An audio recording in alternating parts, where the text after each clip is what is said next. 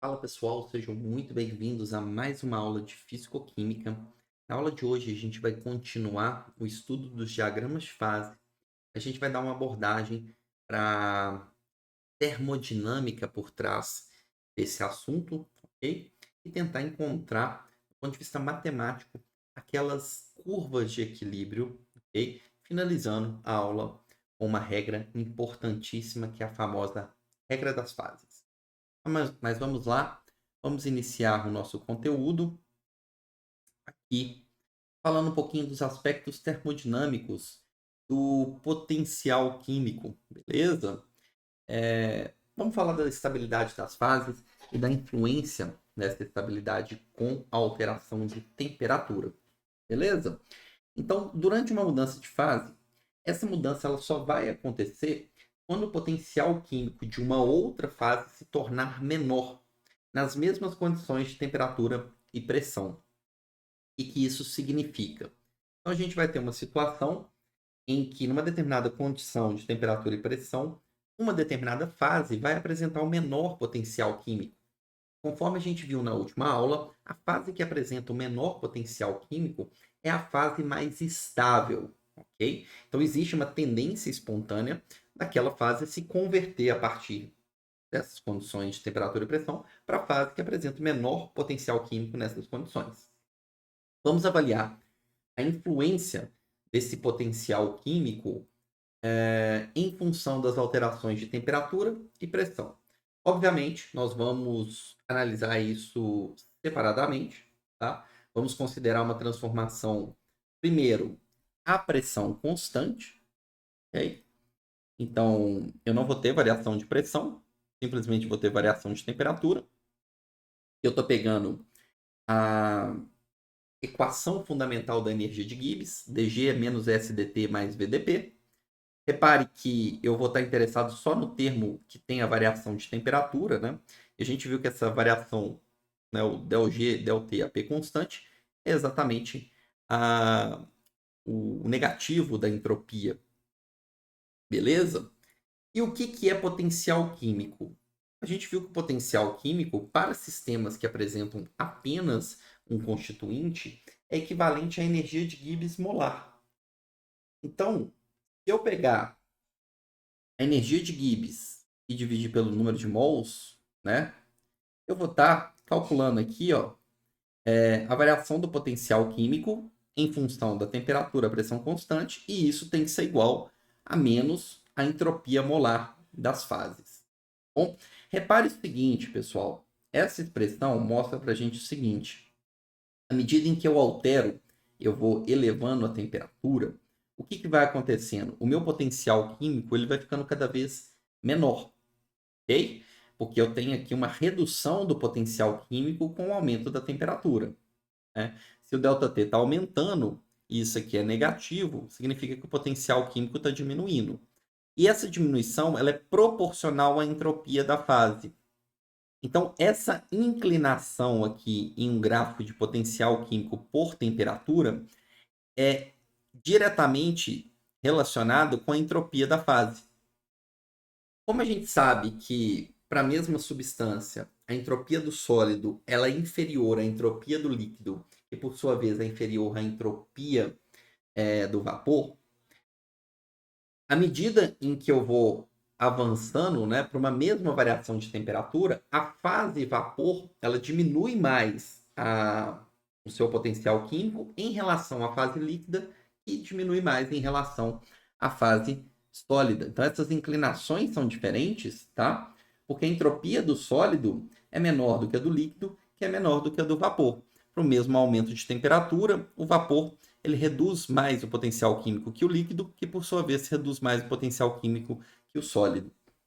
Então, repare o seguinte: existem faixas de temperatura onde uma faixa, o sólido é a fase mais estável, uma faixa intermediária em que o líquido é a fase mais estável e uma faixa superior no qual o vapor passa a ser a fase mais estável.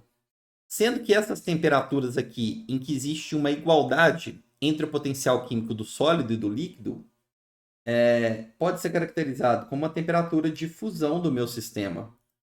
Porque naquela condição de pressão e naquela temperatura, o potencial químico da fase sólida e do líquido estão em equilíbrio. Tem o mesmo valor. A fase sólida e a fase líquida estão em equilíbrio. Como elas têm a mesma estabilidade, eu posso ter a coexistência desses estados, sólido e líquido. A temperatura que isso acontece é a chamada temperatura de fusão. E raciocínio semelhante a gente tem para a ebulição. Só que aí eu vou ter uma igualdade dos potenciais químicos do líquido e do vapor. Quando eu estou nessa temperatura, né, o potencial químico do líquido e do vapor é o mesmo, e aí a minha matéria pode se manifestar nesses dois estados. Repare que se eu aumentar a temperatura, fornecer mais energia para o meu sistema, aí eu vou entrar numa região em que, por exemplo, predomina a fase vapor em relação à fase líquida, porque a fase vapor passa a ser mais estável que a fase líquida. Então é exatamente isso que está acontecendo. A gente tem faixas aqui em que cada uma das fases é mais estável, né? Apresenta o menor potencial químico. E aí, se você estiver aquecendo o seu sistema, né, em uma determinada temperatura, né, o potencial químico do líquido vai igualar o do sólido, indicando que essa temperatura é a temperatura de fusão e uma transição de fase vai acontecer. E se você fizer o mesmo raciocínio, você vai encontrar a temperatura de ebulição, vai ser a temperatura em que o líquido e o vapor apresentam o mesmo potencial químico. Bom, pessoal, então lembre-se sempre que a temperatura, que o potencial químico, ele vai permitir a gente avaliar qual é a fase mais estável do seu sistema. Então, por exemplo, quando eu tenho um copo desse aqui, ó, água com gelo, nas nossas condições de temperatura e pressão, eu tenho os dois aqui, não tem? Mas eu tenho essas duas fases aqui nesse copo. Mas o que vai acontecer se eu deixar esse copo aqui algum tempo? Naturalmente, aquele gelo ele vai fundir. E aí, depois de um certo tempo, todo esse copo aqui vai conter água numa única fase, num único estado físico. Vai ser água líquida. O que é disso? Porque nas nossas condições de temperatura e pressão, o que a gente vai ter? A gente vai ter que o potencial químico do líquido, para essas condições que eu estou falando aqui para vocês, é o menor potencial entre os outros estados físicos para a água. Então, existe uma tendência do gelo, que é a fase menos estável nessas condições, se converter para a fase mais estável, que é a água líquida. A tendência espontânea vai acontecer, baseando aí na redução do potencial químico e estabilização do nosso sistema. Vamos falar agora do efeito da pressão na variação da energia de Gibbs e, consequentemente, também na variação do potencial químico. Agora a gente vai trabalhar com um processo, né, com uma modificação somente acerca da pressão, mantendo a temperatura constante. Por isso que esse primeiro termo aqui da equação fundamental da termodinâmica para a energia de Gibbs, ele não vai importar para a gente, porque como a temperatura é constante, dt vale zero. Então, a variação da energia de Gibbs vai ser igual a VdP. E a gente sabe que V é a variação da energia de Gibbs com a pressão à temperatura constante. Ok? Então, se eu converter a energia de Gibbs para a energia de Gibbs molar, ΔG, ΔP, dividindo a energia de Gibbs pelo número de mols, eu vou estar encontrando a energia de Gibbs molar. E aí, naturalmente, aqui também eu vou ter o volume molar. Energia de Gibbs molar para um sistema com apenas um constituinte, a gente sabe que é o potencial químico. Ou seja, a variação do potencial químico em função da pressão à temperatura constante é diretamente proporcional ao volume da fase, o volume molar da fase. Se você aumentar o potencial químico, como o volume sempre é positivo, significa que a variação do potencial químico também será positiva. Então, repare que com o aumento da pressão, o potencial químico do sistema tende a aumentar. E esse aumento é proporcional ao quê? Ao volume da fase. Então, qualquer estado físico, qualquer fase, ela tende a ficar mais instável no momento que você pressuriza. Beleza? Só que esse aumento, essa desestabilização, essa alteração do potencial químico é proporcional ao volume molar da fase. Vamos comparar aqui o estado físico sólido com o líquido. Lembra que eu estou com o potencial químico em função da temperatura, tá? Bruno, mas você está fazendo a variação de pressão? Sim, sim, vou fazer a variação da pressão. Mas repare que é o seguinte: o gráfico que a gente viu anteriormente, quando eu tenho potencial químico em função da temperatura, a inclinação dessas curvas vai me dar a entropia das fases. Como a entropia do sólido é menor do que a entropia do líquido, a inclinação da fase sólida é menor do que a inclinação da fase líquida, ok? E essa temperatura aqui, que indica uma igualdade dos potenciais químicos, é a temperatura de transição de fases, do sólido para o líquido, ou seja, a temperatura de fusão. Essas duas curvas aqui, eu estou trabalhando numa mesma pressão, essas curvas em roxo, essas retas em roxo, uma pressão menor. Bom, aí é o seguinte, eu vou representar nesse sistema aqui também duas outras retas representando a situação para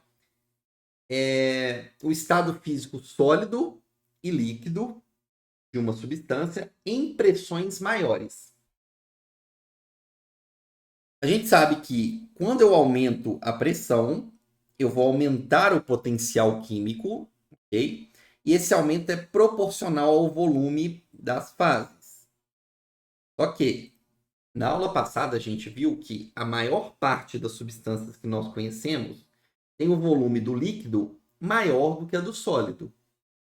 Então isso significa o seguinte: para o mesmo aumento de pressão, ok? Como o volume do líquido é maior do que o volume do sólido, o potencial químico da fase líquida vai ter que aumentar mais que o potencial químico da fase sólida. Então, eu coloquei aqui a reta da fase sólida, com menor inclinação. A variação do potencial é positiva para ambas as fases, ok? Só que aumenta mais para a fase líquida, que possui maior volume do que a fase sólida. Qual que é a consequência disso? Repare que o ponto de interseção, que representa a igualdade dos potenciais químicos nesse sistema, vai acontecer agora em temperaturas maiores. Então, em uma pressão mais elevada, a temperatura de fusão desse sistema agora é maior. O que faz sentido, não é? Por que isso faz sentido? Isso faz sentido porque quando você aumenta a pressão, você está compactando a matéria. Então, você tende a favorecer a fase de menor volume. E no caso da maior parte das substâncias, é a fase sólida.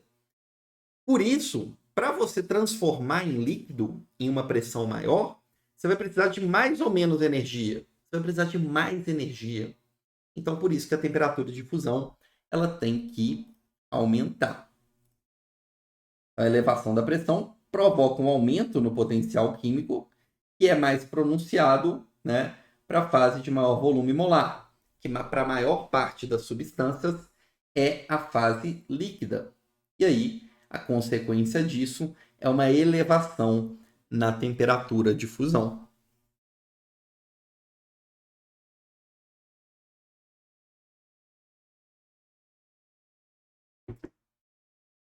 Eu já até sei o que você está pensando.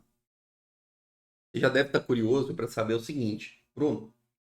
Eu lembro que a água tem um comportamento anômalo. O volume do sólido para a água é maior do que o volume do líquido. Como é que ficaria a situação, então, nesse caso? É isso que eu vou mostrar para vocês aqui agora. Se a minha substância fosse a água, a interpretação é toda igual. Tá? Repare aqui que eu tenho duas retas em roxo, tá bom? Essa reta de menor inclinação representa o sólido, porque é proporcional à entropia da fase, e a entropia da fase sólida para a água também é menor do que a entropia da fase líquida. Ok? Só que, no momento em que eu aumentar a pressão para a água, repare que um aumento de pressão provoca um aumento no potencial, que é proporcional ao volume molar da fase. Só que para a água, o sólido tem maior volume do que o líquido. Então eu vou ter duas retas em azul representando esse meu sistema numa pressão mais elevada. Só que o afastamento aqui, ó, dessas retas da fase sólida é maior do que da fase líquida. A variação do potencial que eu tenho na fase sólida para a água é maior do que a variação do potencial que eu tenho na fase líquida para a água. Por quê? Porque o volume molar do sólido é maior do que do líquido. E a consequência disso é que esse ponto de interseção aqui, que representa a igualdade dos potenciais químicos do sólido e do líquido para a água numa pressão maior, vai acontecer numa temperatura de fusão menor. O que faz sentido também, gente. Olha só, quando você aumenta a pressão sobre o seu sistema, o que está acontecendo? Você vai estar compactando a matéria, favorecendo a fase de menor volume.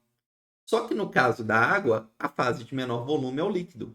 Então, na hora que você comprime o gelo, você está favorecendo a fusão. Por isso que a temperatura de fusão diminui, porque fica mais fácil fundir numa pressão mais elevada o gelo. Tanto é que a gente viu o exemplo da patinadora na pista de gelo, que quando você exercia uma pressão maior, você facilitava a fusão ali no caso. Ok? Então, no caso da água, você tem uma redução da temperatura de fusão. Tá? A elevação da pressão aumenta o potencial químico, da mesma maneira que para as outras substâncias, favorecendo a fase que tem maior volume, favorecendo o que eu quero dizer é o seguinte, o aumento do potencial químico vai ser maior para a fase de maior volume, só que a fase de maior volume para a água é a fase sólida. E isso vai ocasionar, vai acarretar numa redução da temperatura de fusão, conforme a gente viu graficamente. Tudo bem? Então, é isso, né? Avaliamos aí os aspectos termodinâmicos, que mostram a dependência, né, da estabilidade das fases, agora com o aumento da pressão, incluindo o caso em que eu tenho uma dilatação anômala, como é o caso da água. Beleza? Vamos fazer um exercício para a gente aplicar esses conceitos e também para a gente, de fato, verificar, né, o tanto que realmente aumenta o potencial químico do meu sistema. Vamos calcular isso. Então, esse exercício aqui ele pede para a gente calcular o efeito do potencial químico do gelo e da água, considerando a elevação de pressão de 1 para 2 bar, okay? Numa situação aqui a 0 graus Celsius. Tá? 1 bar é aproximadamente aí, eu estou trabalhando com a pressão padrão, né? 1 bar e 1 atm, gente, é aproximadamente igual, tá? A diferença é muito pequena. Ele fala da massa específica, da densidade aí do gelo e da água líquida, também foram dados nessas condições que foram mencionadas, e pergunta, né, considerando que inicialmente as fases estão em equilíbrio, qual transformação física deverá acontecer com o aumento da pressão? Eu vou tentar justificar isso aqui do ponto de vista energético, mas você já sabe responder. Por quê? Porque eu estou trabalhando com gelo e água líquida em equilíbrio. Então, eu estou numa situação em que o potencial deles é o quê? Igual. E ele me falou que a pressão vai aumentar de 1 para 2 bar. Tudo bem? Como você sabe que você está trabalhando com água, inicialmente o potencial é igual e você vai aumentar a pressão. Quando você aumenta a pressão, a fase que vai ser mais favorecida é a fase de menor volume. Não é isso? E para a água, qual que é a fase de menor volume? O líquido. Então você já pode saber o seguinte: quando eu saio da pressão de 1 bar e vou para 2, sendo que eu estava em equilíbrio antes, sólido e líquido, eu vou favorecer, como é a água, fase de menor volume, que é a fase líquida. Então, provavelmente, na verdade, é o que vai acontecer, aumentando a pressão, você tende a fundir o gelo, o sólido vai virar líquido. Vamos calcular agora o potencial para a gente concluir também isso do ponto de vista energético? Então vamos lá. Para calcular a variação do potencial químico, vou começar com a fase sólida.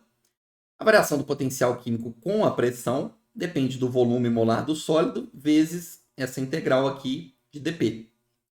Bruno, por que você tirou o volume molar do sólido da integral? Porque tanto a fase sólida quanto a fase líquida, a gente também vai fazer isso com a fase líquida, elas têm um volume que praticamente não sofre alteração no momento em que você pressuriza essa fase.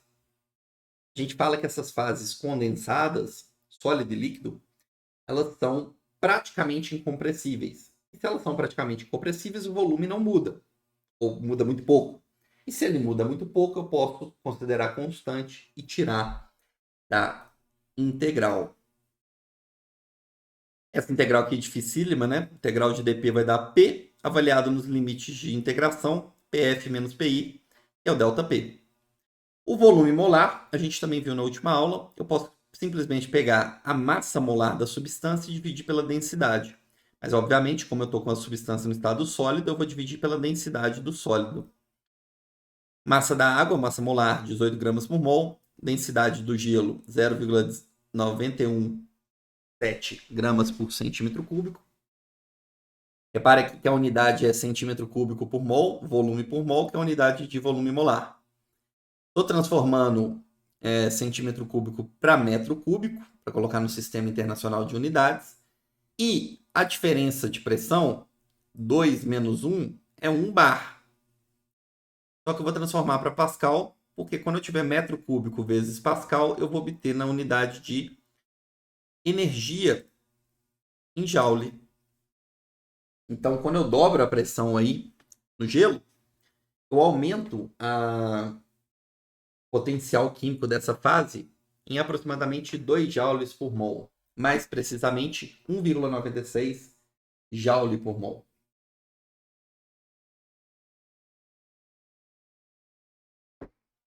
Você entendeu como é que calculo a variação do potencial químico para a fase sólida?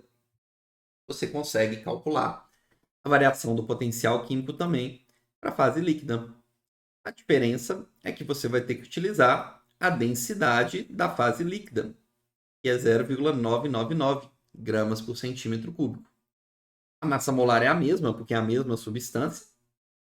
E aí, a variação de pressão também é a mesma, é 1 bar. Convertendo para o sistema internacional, né? Colocando em metro cúbico vezes Pascal, eu vou obter que a variação do potencial químico para o líquido é um aumento de 1,80 joules por mol. Então, repare o seguinte: para a mesma alteração de pressão, a fase líquida ela desestabiliza em 1,8 joules por mol e a fase sólida desestabiliza em 1,96 joule por mol. Repare que ao final do processo, o sólido está menos estável que o líquido.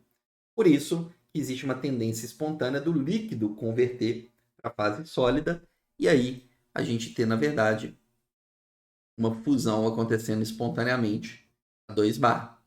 Afinal de contas, antes o meu sistema estava em equilíbrio e existia um potencial igual para a fase líquida e para a fase sólida, mas quando eu elevei a pressão para 2 bar, o meu líquido desestabilizou menos do que o sólido, portanto, nessa condição, ele que será a fase mais estável, e aí existe uma tendência espontânea do gelo sofrer a fusão e formar o líquido nessa nova condição.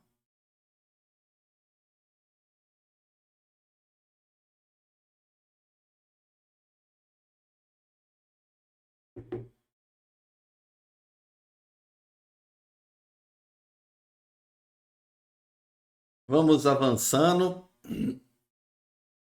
Queria apresentar aqui agora para vocês o efeito que a gente tem na pressão de vapor, tá?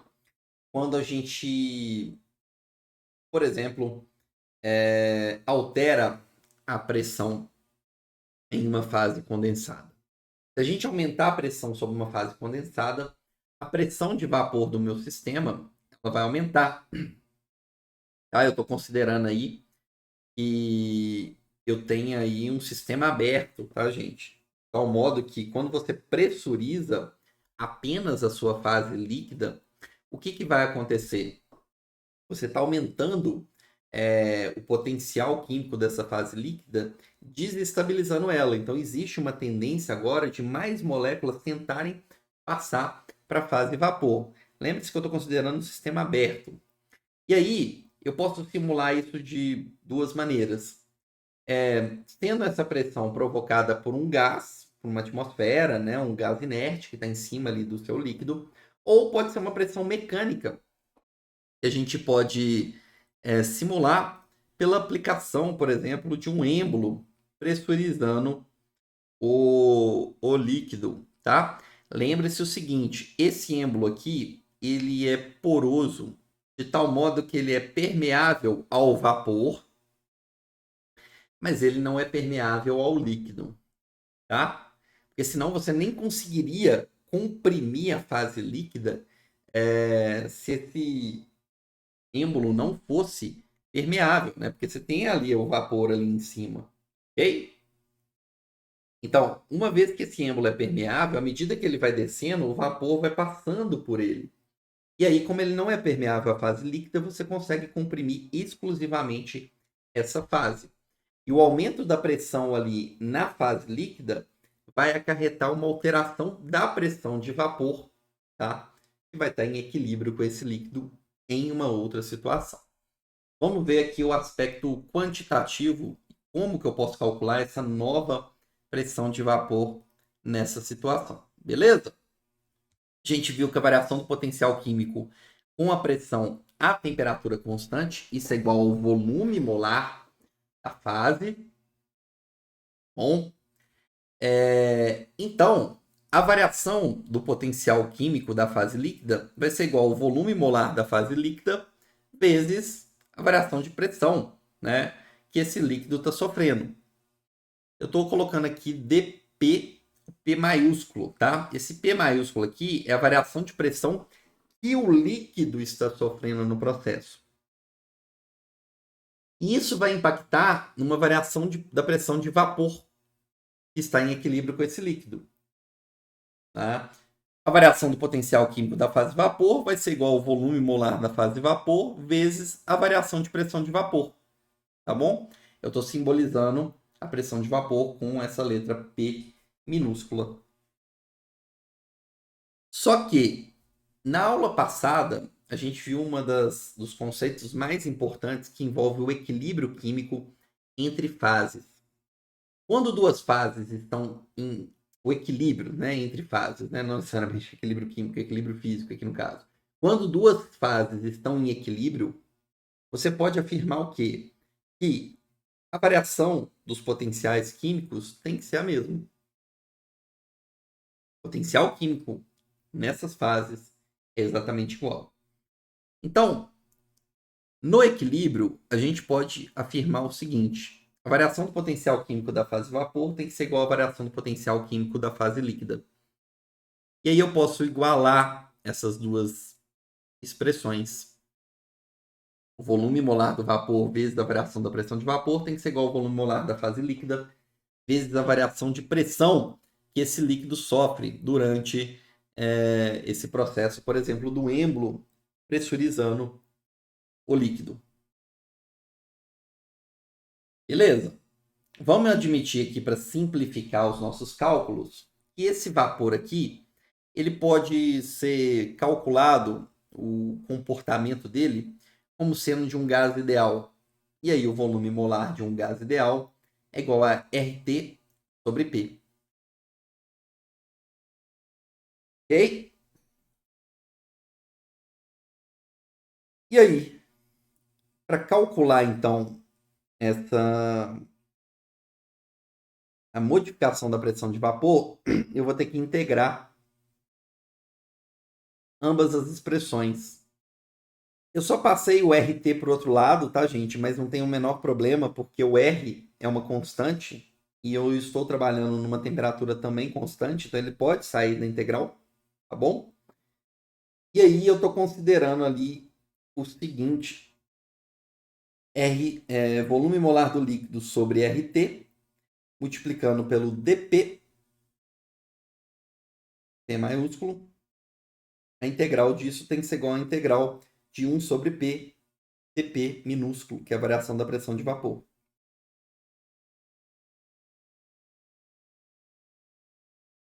Tá bom? E aí, gente, o seguinte, o valor dessa integral aqui, quanto que vai dar? A integral de 1 sobre P. Isso vai ser igual ao quê? Ao ln, não vai? E aqui eu fiz aqui uma aproximação, o Atkins faz também, que é o seguinte, o aumento da pressão de vapor é muito pequeno, tá? Comparado à variação da pressão que está sendo aplicada no líquido. Então ele assumiu que essas pressões aqui de vapor, elas não são exatamente iguais, mas elas são próximas. Tá bom? E aí, para resolver essa integral, eu vou obter aqui a integral de 1 sobre P é o ln de P, pressão de vapor final sobre a pressão de vapor inicial, que no caso como se fosse a pressão de vapor padrão. Volume molar do líquido, o R e o T, eu posso tirar da integral. E aí eu fico com a integral de dP, que é P avaliado nesses limites de integração. Bruno, eu não entendi esses limites de integração. Então vamos lá. Deixa eu tentar explicar aqui para vocês.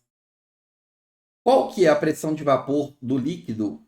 Imagina a situação aqui, ó, em que o meu líquido não está pressurizado com um pistão. A única pressão que o líquido está sentindo é a pressão do vapor em equilíbrio com ele. Tá? Então, quando eu não tenho ali nenhuma pressurização mecânica, a pressão que o líquido vai sentir é a própria pressão de vapor. Por isso que o limite de integração inferior, aqui, ó, é a pressão de vapor. Aqui no caso a gente está considerando pressão de vapor P asterisco, tá bom? Beleza? Essa é a pressão de vapor inicial. E qual que vai ser a pressão de vapor final? Que é o limite aqui superior, que é a pressão de vapor P. A pressão de vapor do vapor vai ser a nova pressão de vapor P. A pressão de vapor que o líquido sente no final é a nova pressão de vapor mais a pressão exercida pelo êmbolo. Porque o êmbolo exerce a pressão no líquido, isso faz com que a pressão de vapor do líquido aumente, e a pressão total é a pressão do êmbolo mais a nova pressão de vapor. Por isso que é P mais ΔP. Como o líquido é incompressível, eu posso tirar o volume da integral. Eu posso tirar também o R e o T da integral, porque a temperatura é constante. E aí eu vou ter integral de dP, P maiúsculo, pressão sofrida, né? Variação de pressão que o líquido sente. Isso vai ser igual ao quê? P avaliado nesses limites de integração.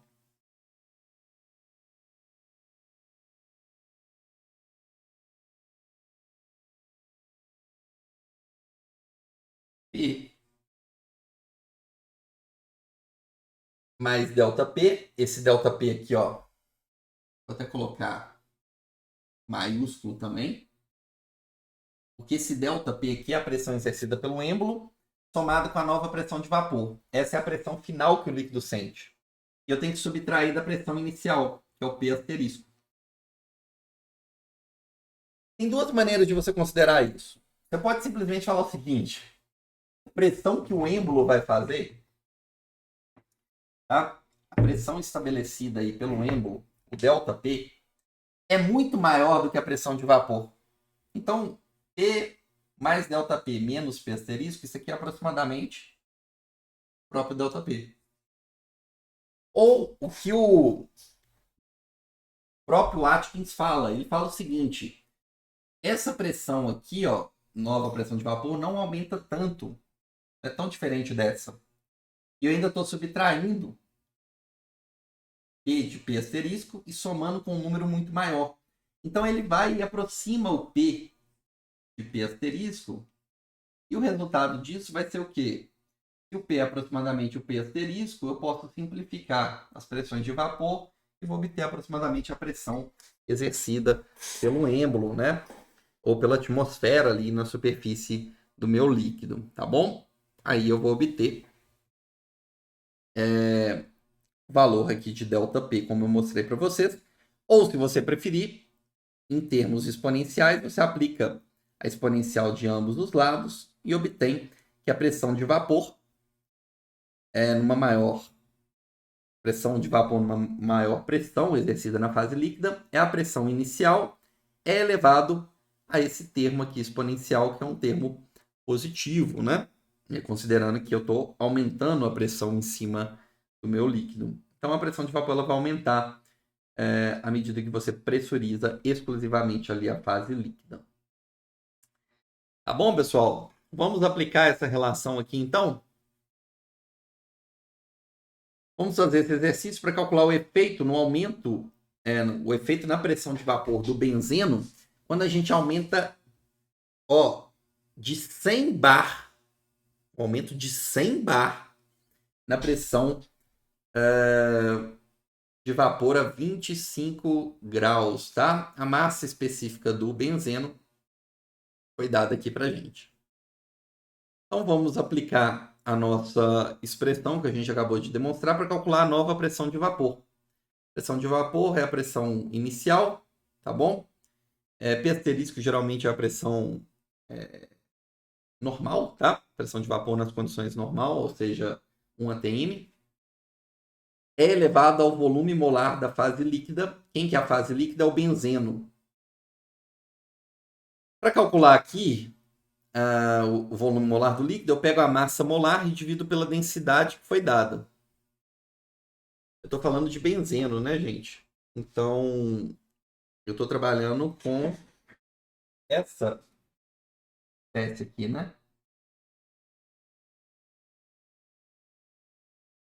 Não é isso? Qual que é a fórmula aqui? Fórmula molecular C6H6. Carbono é 12. 6 vezes 12, 72. Mais 6. A massa molar do benzeno é de 78 gramas por mol, aproximadamente.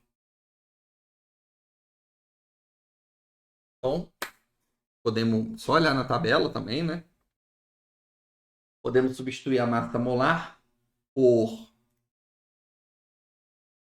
78 gramas por mol. A densidade foi dada. A variação da pressão é de 100 bar, é um aumento de 100 bar. Estou transformando centímetro cúbico para metro cúbico e a pressão em bar para pascal, né? Beleza? Constante dos gases e a temperatura, então converti para Kelvin também, adicionei 273. Eu vou obter que esse expoente é 0,358, elevado a 0,358 é 1,43.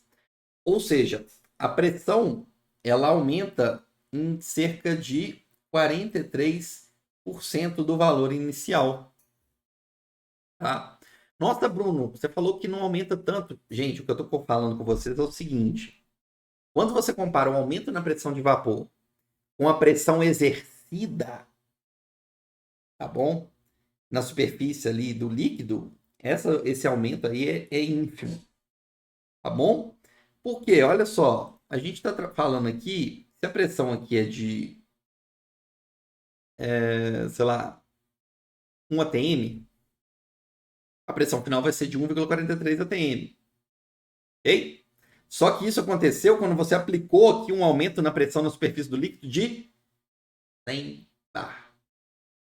Tá? Então altera a pressão de vapor, mas você precisa exercer uma pressão muito maior na superfície do líquido para causar esse impacto aqui na superfície, esse impacto na pressão de vapor nas novas condições em que esse líquido está submetido. Beleza? Vamos avançando aqui então também. E agora chegou um momento importante, que é um momento em que nós vamos descrever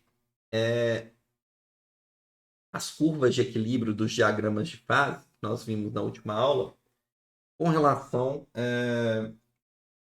ao aspecto quantitativo, beleza? Então vamos lá, vamos falar da localização das curvas de equilíbrio no meu sistema. Peguei aqui um gráfico de pressão por temperatura, um gráfico típico que a gente encontra nos diagramas de fase, e coloquei ali uma curva de equilíbrio, simulei uma curva de equilíbrio entre uma fase alfa e uma fase beta. Estão vendo? E aí é o seguinte, né? Quando a gente tem um sistema que está em equilíbrio, a gente sabe que os potenciais químicos da fase alfa, né? Daquela minha substância na fase alfa e na fase beta, tem que ser exatamente o mesmo para eu estar em cima da curva de equilíbrio e estar de fato na condição de equilíbrio. Se eu alterar as condições de temperatura e pressão e quiser permanecer com o meu sistema em equilíbrio, significa que a variação de potencial químico que eu tenho que ter na fase alfa e na fase beta tem que ser exatamente igual. Para depois da modificação, os potenciais continuarem o quê? Idênticos. E aí você ter um sistema que continua em cima da curva de equilíbrio. Então, se eu sair desse ponto A e vou para esse ponto B, eu vou alterar as condições de temperatura e pressão. Durante essa transformação, a variação do potencial químico que eu tenho da fase alfa e da fase beta tem que ser exatamente igual. Porque se não for, você vai ter necessariamente uma fase mais estável do que a outra. E aí o meu sistema não vai estar na condição de equilíbrio. Ok? Então vamos lá. Equação fundamental da termodinâmica para a energia de Gibbs e a equação modificada para o potencial químico. O que eu fiz daqui para cá? Simplesmente eu dividi pelo número de mols. Energia de Gibbs dividido pelo número de mols é o potencial químico para um sistema puro, ou seja, com apenas um constituinte. E aí eu dividi tudo pelo número de mols. Então, a variação do potencial químico tem que ser igual a menos a entropia dividido pelo número de mols, que é a entropia molar, vezes a variação de temperatura, dt, mais volume dividido pelo número de mols, que é o volume molar, vezes a variação de pressão, dp. Essa variação do potencial químico aqui, para a fase alfa, tem que ser igual à variação do potencial químico para a fase beta. Então, menos a entropia molar da fase alfa vezes a variação de temperatura, mais o volume molar da fase alfa vezes a variação de pressão, tem que ser igual a menos a entropia molar da fase beta vezes a variação de temperatura, mais o volume molar dessa fase beta vezes a variação de pressão. E agora eu vou colocar os termos que tem dp do mesmo lado da igualdade, os termos que tem dt do outro lado da igualdade, e colocando dp e dt em evidência.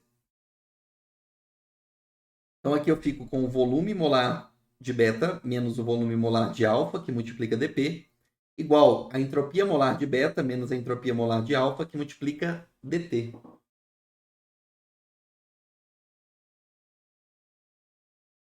E o que é dp dividido por dt? É a variação de entropia molar que eu tenho quando o alfa se transforma em beta, dividido pela variação de volume molar que eu tenho quando alfa se transforma em beta. essa transformação de alfa em beta é a transição de fase. dP sobre dt depende da variação da entropia da transição de fase, de alfa para beta, dividido pela variação do volume da transição de fase de alfa para beta. E dP sobre dt nada mais é do que a inclinação. Então, ali, eu estou calculando matematicamente como que varia a inclinação da curva de equilíbrio. A gente viu que depende da variação de entropia sobre a variação de volume durante uma transição de fase. Ela representa aí o coeficiente angular da nossa curva de equilíbrio. Perfeito?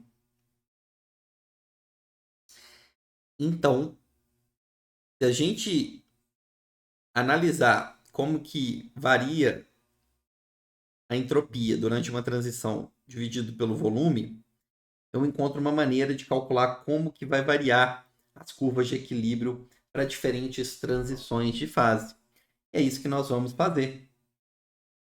Começando primeiro com a curva de equilíbrio entre o sólido e o líquido.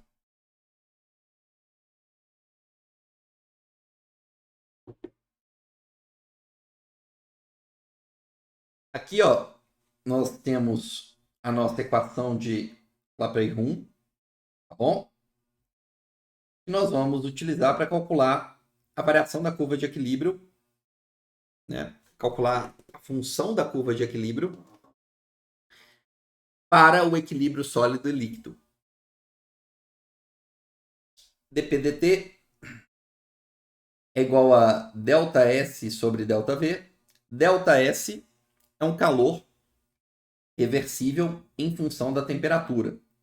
Como eu estou trabalhando com um calor envolvido durante o equilíbrio, a gente sabe que esse calor envolvido, seja ele absorvido ou liberado, ele é um calor reversível.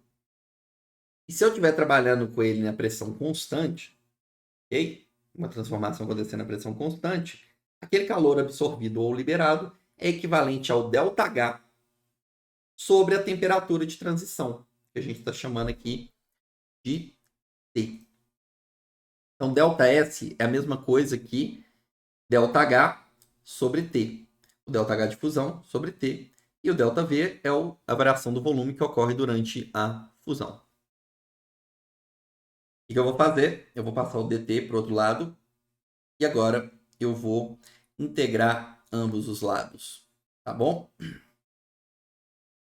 dP. Eu vou fazer a integral de dP. Tá bom? Avaliado da pressão inicial até a pressão final.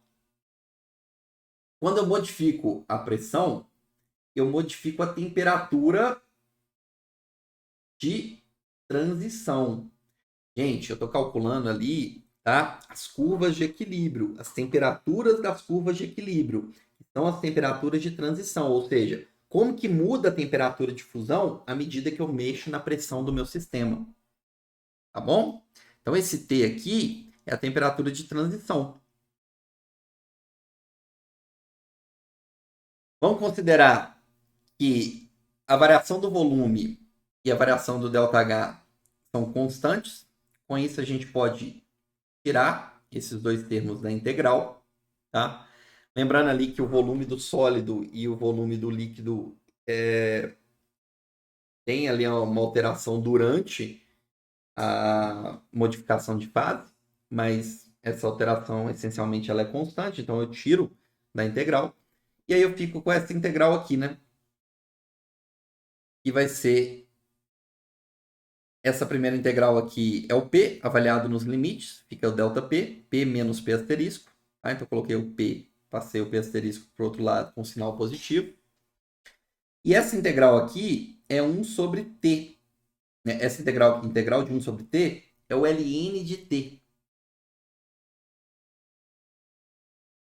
Vai ficar ln de T menos ln de T asterisco. Ou, aplicando a propriedade do logaritmo, ln de T sobre T asterisco.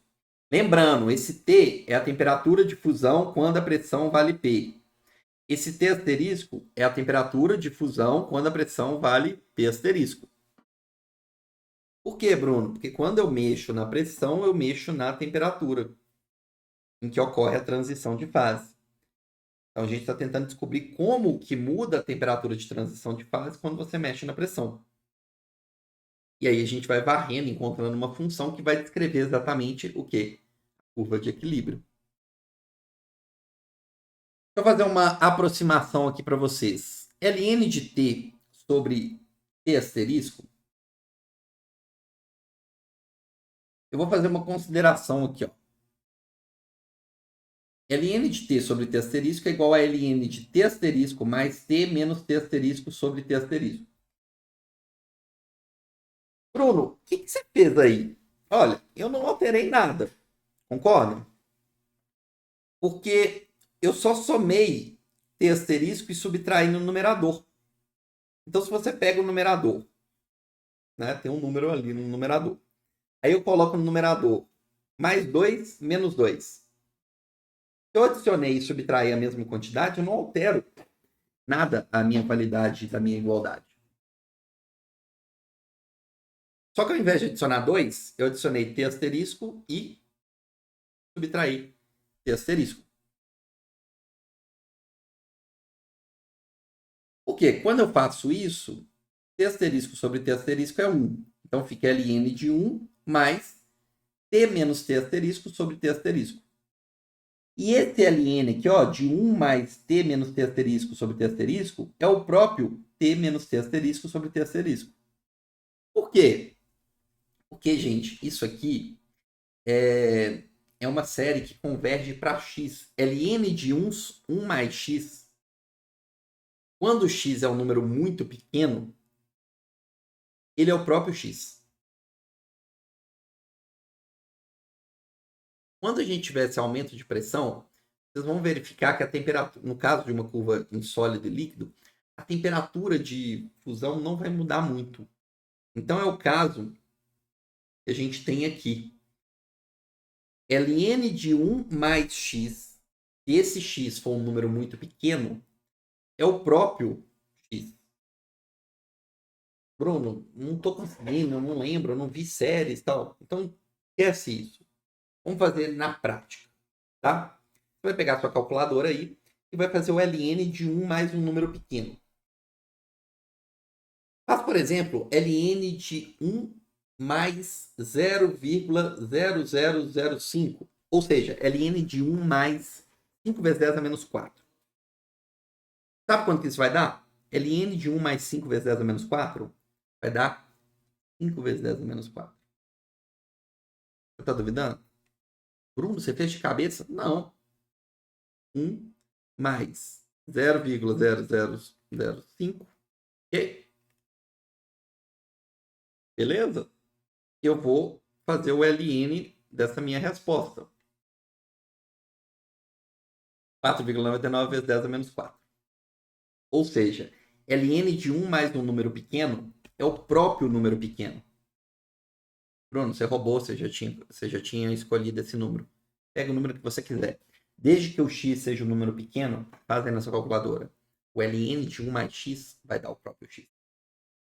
Logo, a gente pode aproximar Ln de 1 mais t menos t asterisco sobre t asterisco, como esse ΔT é muito pequeno, do próprio t menos t asterisco sobre t asterisco. Então, no lugar desse Ln, eu posso pôr esse termo que está em vermelho aqui.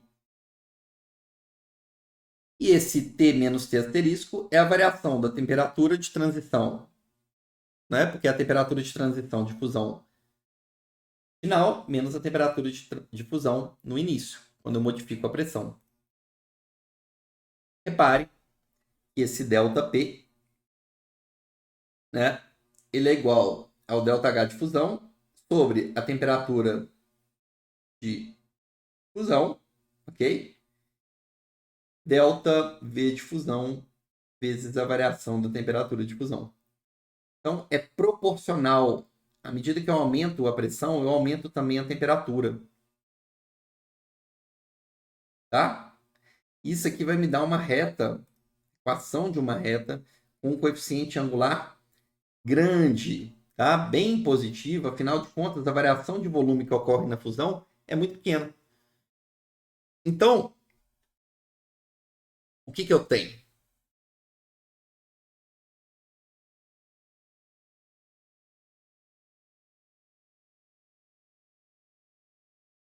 Por isso,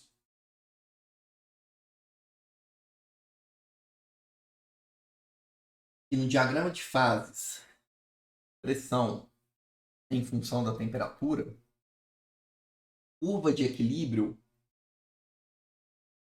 entre a fase sólida e a fase líquida, que a gente viu nas últimas aulas, ela tem um comportamento linear. Para a maior parte das substâncias, ascendente. Por quê? Olha só que interessante. O ΔH de fusão é positivo, porque para você fundir você tem que absorver energia. A temperatura é um número positivo e o ΔV da fusão é positivo também para a maior parte das substâncias, porque quando você está fundindo, você está formando um líquido. No geral, o volume do líquido é maior do que o do sólido. Então, o volume do líquido menos o do sólido vai dar um número positivo.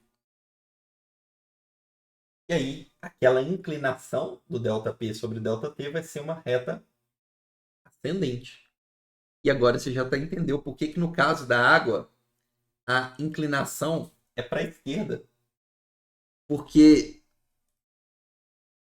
no caso da água, embora o ΔH continue positivo e a temperatura também, a variação do volume de fusão é o quê?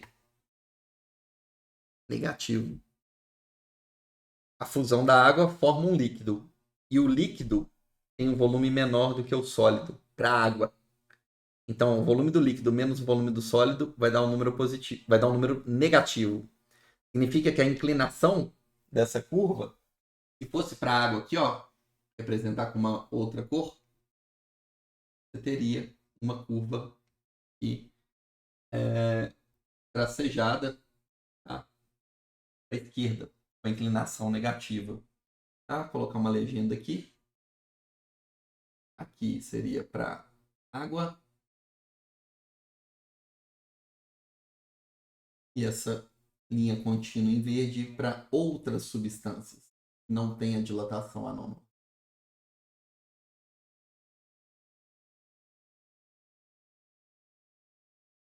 Legal? Vamos construir as outras curvas? Vamos agora construir a curva de equilíbrio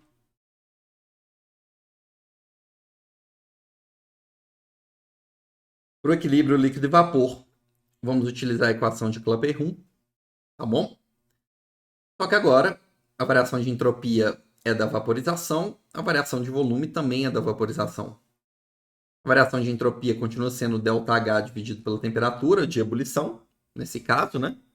ΔH de vaporização pela temperatura de ebulição. E aqui, repare o seguinte: o que é o ΔV de vaporização? É o volume do vapor menos o volume do líquido. Só que o volume do vapor, da fase vapor, menos o volume do líquido, é aproximadamente o volume do próprio vapor, porque o vapor tem um volume muito maior do que o líquido. A variação de volume é brusca nesse caso, não é pequena. Então eu posso aproximar o ΔV de vaporização do próprio volume da fase vapor.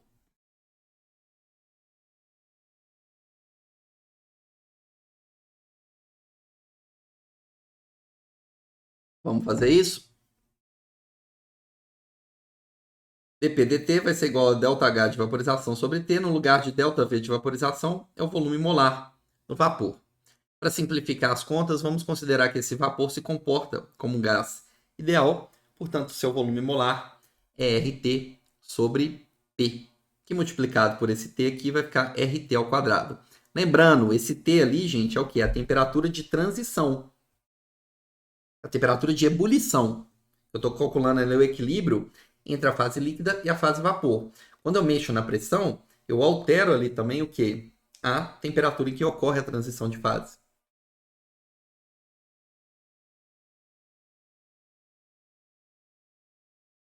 Vamos fazer um processo de separação de variáveis. colocar o dt aonde tem dt, colocar o dp aonde tem dp. Então, passei aqui esse 1 sobre p multiplicando. Passei esse dt para o outro lado também multiplicando. E agora, vamos integrar. Eu vou ter que fazer a integral de 1 sobre p dp, da pressão inicial até a pressão final. Chamei aqui de P asterisco até P. Aqui o ΔH de vaporização, eu estou assumindo que ele é constante nesse intervalo aqui, durante essa faixa de temperaturas de ebulição. Então, tirei da integral, tirei a constante também. E aí eu fico com a integral de 1 sobre T ao quadrado. Quanto que dá a integral de 1 sobre T ao quadrado? Em que, quando eu derivo, dá 1 sobre T ao quadrado? Hein?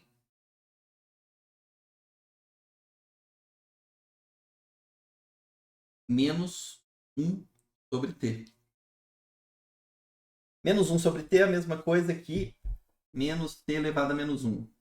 Deriva isso em relação à temperatura. Menos com menos, mais menos 1, menos 2. 1 sobre T ao quadrado. Então, a integral de 1 sobre T ao quadrado vai ser menos 1 sobre T. Então, eu tenho que calcular menos 1 sobre T, avaliado na temperatura de ebulição inicial até a temperatura de ebulição final. Tá? Esse T aqui é a temperatura de ebulição, tá? Nessa pressão P asterisco. E esse T aqui é a temperatura de ebulição nessa pressão P. Então vai ficar menos 1 sobre T, menos com menos, mais 1 sobre T asterisco. Tá? Ou se você quiser colocar o sinal de menos em evidência, você inverte o sinal aqui dentro desse parênteses. E se você quiser isolar essa pressão no seu sistema, né, as condições de pressão e temperatura, em que você vai ter o seu sistema em equilíbrio, você pode aplicar a exponencial de ambos os lados. A exponencial do logaritmo é o próprio logaritmando. Vai ficar P sobre P asterisco, que eu posso passar para o outro lado multiplicando. Multiplicando é elevado a essa exponencial aqui. Ok? E aí, isso vai me dar uma curva exponencial crescente, tá? O ΔH de vaporização, ele é positivo, tá bom? Quando eu aumento, eu tenho aqui a pressão asterisco, 1 sobre T asterisco, tá bom? Aí a gente pode colocar os valores aqui para simular, né? Se eu estiver trabalhando aqui com uma pressão maior, a temperatura de fusão também vai ser maior. 1 dividido pelo número maior dá um número menor. Um número menor menos um número maior, isso aqui é negativo. Menos com menos, positivo. Por isso que a exponencial é crescente. Bom, então quando eu aumento a pressão no meu sistema, o que acontece, né? A tendência é que a temperatura de ebulição também aumente. Afinal de contas, né? Você está fazendo o quê? Você está fazendo com que mais difícil para o líquido transformar em vapor, tá? Um sistema fechado, tá, gente? Que eu estou considerando aqui. Então, por isso que a nossa curva de equilíbrio entre a fase líquida e a fase vapor vai ter um perfil exponencial, conforme a gente viu nas aulas anteriores, né? Vocês não tinham visto o porquê que era exponencial, igual a gente está vendo nessa aula aqui de hoje. Vamos fazer um exercício aqui para aplicar isso que a gente está vendo.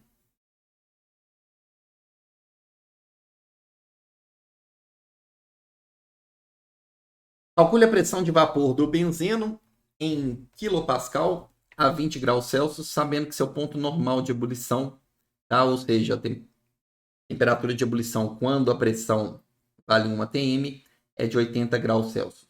ΔH de vaporização foi dado aproximadamente 30.800 joules por mol.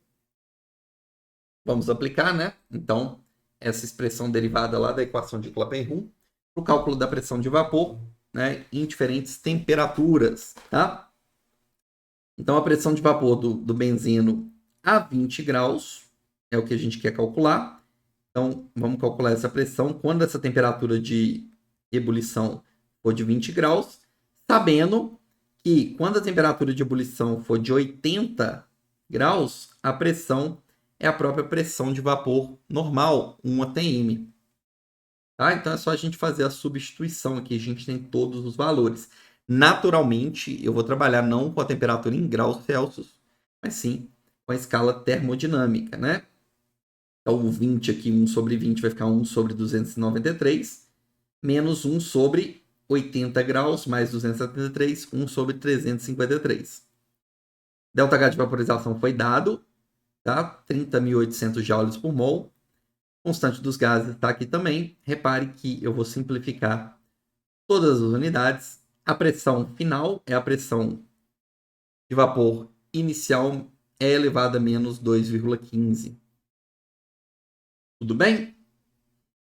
E aí, sabendo que a pressão inicial é a pressão de 1 atm, né?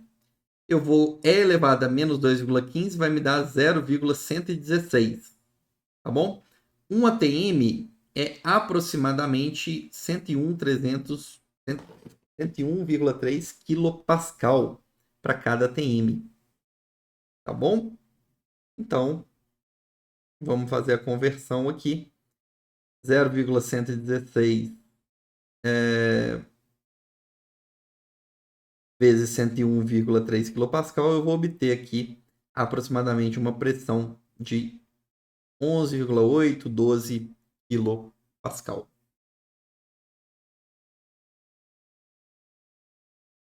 Por último, vamos localizar a curva de equilíbrio referente ao equilíbrio sólido e vapor. Ou seja, eu estou avaliando aqui a variação de entropia do processo de sublimação sobre a variação de sobre a variação de volume do processo de sublimação. E aí, gente, é o seguinte, eu não vou calcular aqui de novo para vocês, porque todo cálculo é muito semelhante à da curva líquido e vapor. Afinal de contas, se você desprezou o volume do líquido em relação ao volume do vapor, também vai poder desprezar o volume do sólido em relação ao volume do vapor. Então, aquele ΔV da sublimação vai ser aproximadamente o volume molar da fase vapor. E se você substituir pela equação de gás perfeito e fazer todas as contas, você vai obter exatamente também uma exponencial crescente.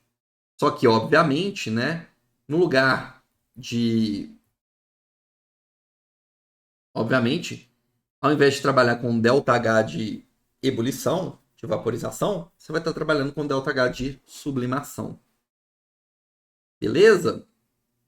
E aí o seguinte, a única coisa que eu consigo falar aqui para vocês que muda, que a gente poderia discutir, é que o ΔH de sublimação, ele é a soma do ΔH de fusão com o ΔH de vaporização. Por que disso? Porque lembre-se que entalpia é uma função de estado. Sendo uma função de estado, não importa se a gente sai do sólido, converte para líquido, sai do líquido e converte para o vapor, ou converte direto do sólido para o vapor. Porque uma função de estado, ela só depende da condição inicial e final. Então a variação tem que ser igual. Significa que o ΔH de sublimação tem que ser igual à soma do ΔH de fusão com vaporização.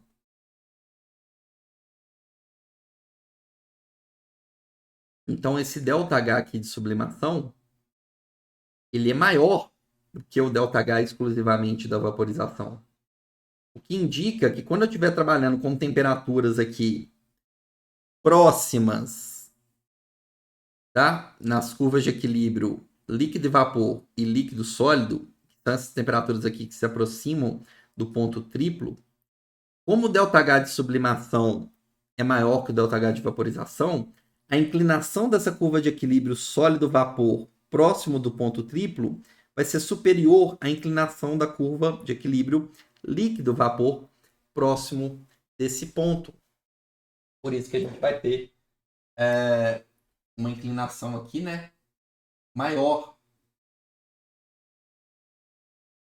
tá? Essa inclinação aqui da curva sólido-vapor, ela é maior do que essa. Não vou pôr de amarelo não, para não confundir a legenda com esse aqui da água, tá?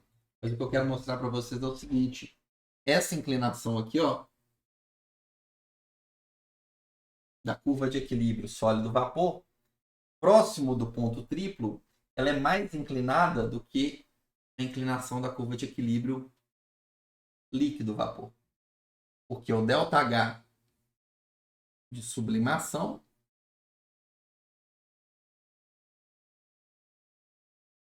ele é maior que o ΔH de vaporização.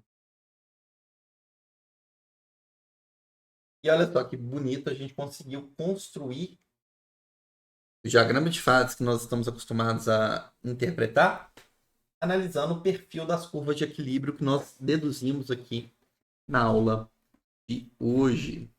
Bom? E agora, pessoal, para a gente finalizar o nosso conteúdo, vamos trabalhar aqui com a famosa regra das fases. Um dos assuntos mais importantes do ponto de vista da fisicoquímica, que vai ser útil para você interpretar não só na Fisicoquímica 1, mas qualquer diagrama de fases da sua vida, tá? Na Fisicoquímica 2 a gente trabalha bastante com esse tipo de diagrama. A gente vai poder usar essa regra das fases em todas as situações. Praticamente todas, tá? Extremamente útil. Essa regra das fases, que foi deduzida pelo Gibbs, né? Mais uma contribuição dele. Ela estabelece uma análise rápida aí do número de propriedades intensivas que eu consigo alterar de modo independente, tá? Para manter o número de fases em equilíbrio. Vamos lá, talvez vocês não tenham entendido a princípio, somente por essa definição aí, mas eu vou tentar demonstrar essa regra das fases aqui para vocês. Agora, talvez vai ficar mais claro. O que eu chamo de propriedades intensivas são propriedades que não dependem da quantidade, né, de matéria do meu sistema. Por exemplo, o quê? Temperatura e pressão, que são duas, e propriedades relacionadas com, por exemplo, a composição. Como assim, Bruno? Vamos pegar aqui o total de variáveis que eu posso ter intensivas que são independentes para um determinado sistema. Imagina que eu tenho um sistema aqui que tem uma fase alfa, e dentro dessa fase alfa eu tenho três componentes, A, B e C.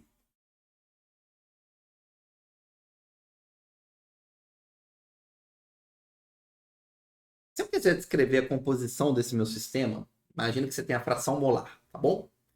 Sistema A, B e C. Você tem ali água, álcool e acetona. Se eu for descrever a fração molar desse meu sistema, quantas variáveis de composição, como fração molar, eu preciso ter para ele? Para descrever o sistema por completo. Tá? Quantas variáveis são independentes? Eu falo o seguinte para você, ó, tem três componentes, né? Eu te falo que o meu componente A tem uma fração molar de 0,2 e meu componente B tem uma fração molar de 0,7. Eu preciso de falar a composição, a fração molar do componente C? Não, né? Porque se o componente A tem 0,2 e o componente B tem 0,7, soma não tem que dar 1? Então, se 20% do sistema é de A e 70% do sistema é de B, os outros 10% são de C. Então, o número total de variáveis intensivas, bom, que eu posso ter para o meu sistema é sempre o número de componentes menos 1. Se eu tiver 3 componentes, eu preciso de 2 composições de fração molar. Não é verdade? A do A e do B, que aí o do C está determinado. Só que eu posso ter isso aqui para uma única fase, tá? Mas imagine que você tenha mais fases. Então, é o seguinte. Acompanha aqui comigo. Para cada fase, eu preciso do número de componentes menos 1 variáveis de composição para descrever o meu sistema. Para a fase alfa, eu preciso, se eu tenho 5 componentes na fase alfa, eu preciso de 5 menos 1. 4 frações molares para descrever a composição do meu sistema, não é? Isso só na fase alfa. Aí eu tenho que ver que eu posso ter esses componentes em outras fases. Então, o número total de variáveis intensivas de composição que eu tenho é o número de componentes menos 1 vezes o número de fases, que eu estou chamando de P aqui, ó.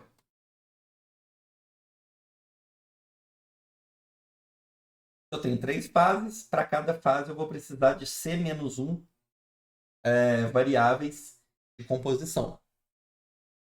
Então, nesse caso aqui, eu precisaria de 2 frações molares aqui na fase alfa, 2 na beta e 2 na gama para descrever por completo o meu sistema em termos de variáveis intensivas exclusivamente de composição.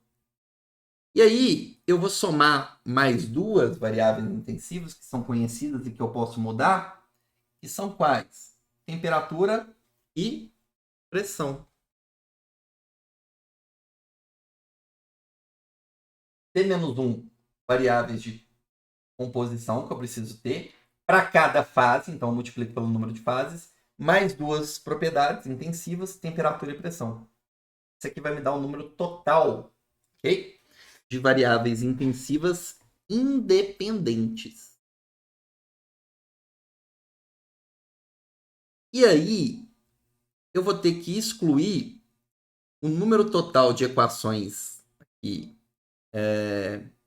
que são independentes, que já estão amarradas pela condição de equilíbrio. Como assim? Eu te falo que as fases alfa, beta e gama estão em equilíbrio, o que você sabe? Peraí. As fases estão em equilíbrio, o potencial químico daquele componente nas fases tem que ser igual. Isso. Ou seja, o potencial químico de A na fase alfa tem que ser igual ao potencial químico de A na fase beta. E o potencial químico de A na fase beta também tem que ser igual ao potencial químico de A na fase gama.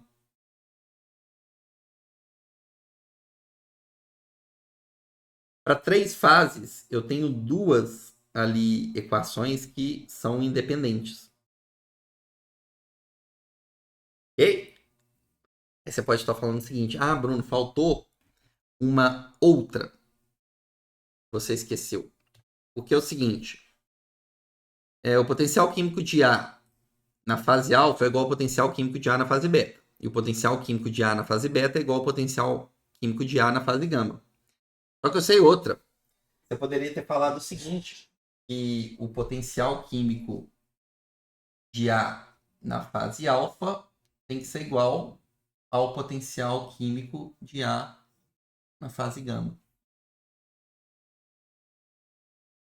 A questão, gente, é que essa equação aqui, ela não é independente. Afinal de contas, se essas duas aqui são verdadeiras e já foram impostas para ter a condição de equilíbrio, essa outra que eu escrevi aqui, ela não pode ser diferente da igualdade. Ela é necessariamente igual. Então não é uma nova equação que pode ser modificada de modo independente. Ela está amarrada com as outras duas. Repare que o número de equações independentes é sempre igual ao número de fases, 3 fases, 2 equações. Se eu tivesse 4 fases, eu precisaria de mais uma equação. Ou seja, o número de equações independente é o quê? É o número de fases menos 1.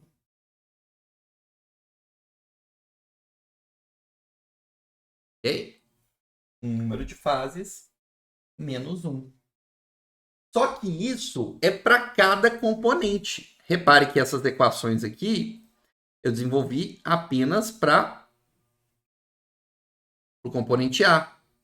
E eu também tenho essas equações aqui da igualdade dos potenciais químicos para o B e para o C.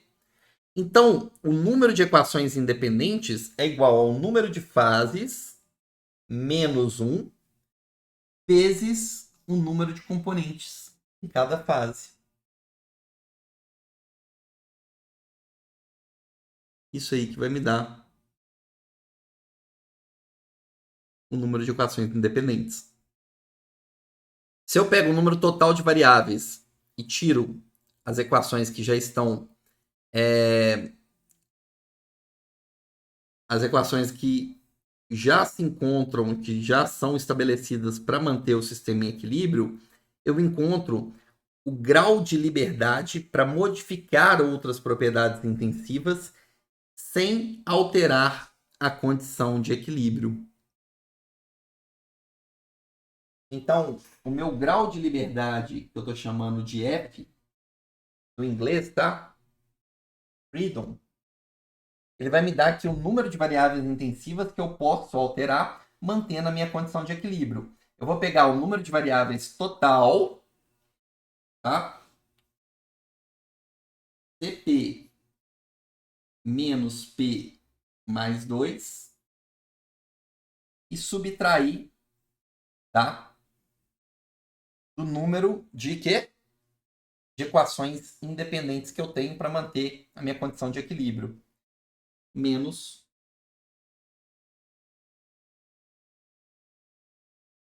CP menos C ou menos mais C. Aí eu obtenho o número de propriedades intensivas é igual ao número de componentes menos o número de fases mais 2. Essa que é a famosa regra das fases. Essa que é a famosa regra das fases do meu sistema. Bom, então C menos P mais 2. E mais importante do que a gente deduzir, a dedução é só para mostrar para vocês de onde que ela veio. É a gente conseguir aplicar. Então vamos ver aqui o seguinte, ó. Imagina aqui um diagrama de fases genérico. Vamos aplicar a regra das fases nesse meu sistema. Tá bom?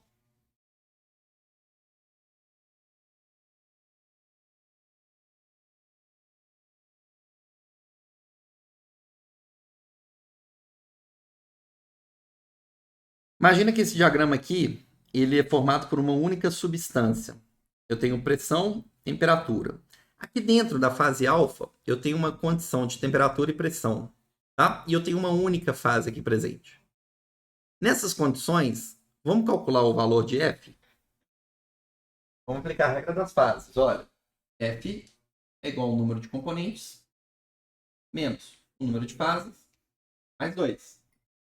Então, nessa situação aí, eu estou dentro de um sistema que ele só tem a fase alfa. Ele tem só um componente. Um componente. Quantas fases? 1. 1 menos 1 mais 2, isso vai dar 2. São duas propriedades intensivas que você pode mexer de modo arbitrário, independente, e manter o sistema nessa condição. Tá? Pode mexer na temperatura e na pressão à vontade, sem alterar a condição de você ter um sistema com uma única fase alfa? Se eu estivesse em cima dessa curva de equilíbrio entre a fase alfa e a fase delta, se eu estou em cima da curva de equilíbrio, é porque eu tenho a coexistência desse meu sistema na fase alfa e na fase delta. Eu continuo tendo um componente, só que agora eu tenho duas fases. F é igual a 1 menos 2 mais 2. 1 menos 2 mais 2. 1. O que isso significa? Que o seu grau de liberdade agora foi reduzido em uma unidade. Se você está em cima dessa curva de equilíbrio aqui, você alterando a temperatura de modo arbitrário, você só pode ter um único valor de pressão que mantém o sistema em equilíbrio.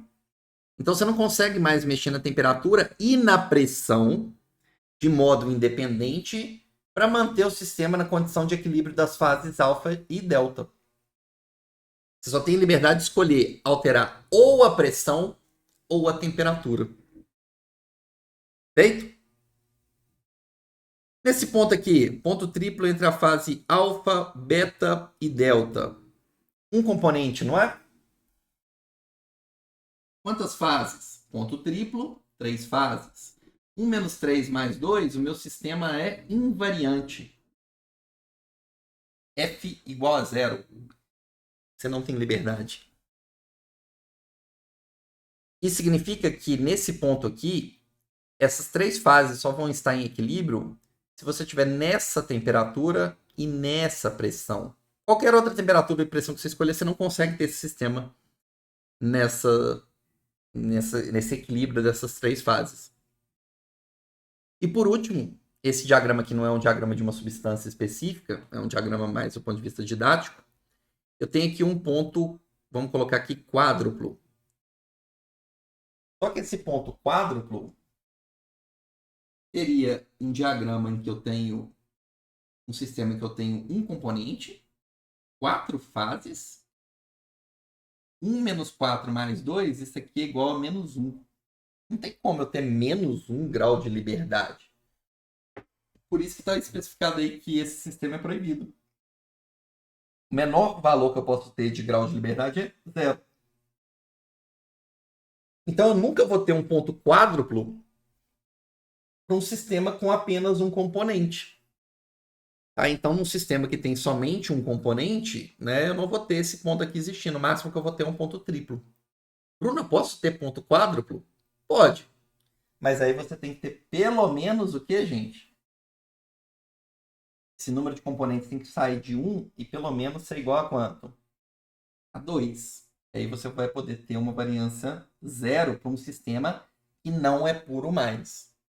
Tá? Mas aí seria só um assunto que a gente trabalharia em outros capítulos.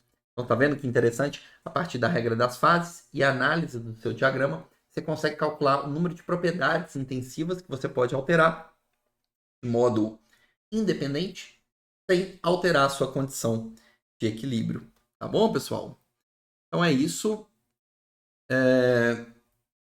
Aqui estão as principais bibliografias que eu utilizei para as aulas, para a montagem das aulas desse capítulo. Agora eu deixo a parte para tirar as dúvidas de vocês aqui embaixo nos comentários. Espero que vocês tenham gostado, tenham entendido e um forte abraço a todos.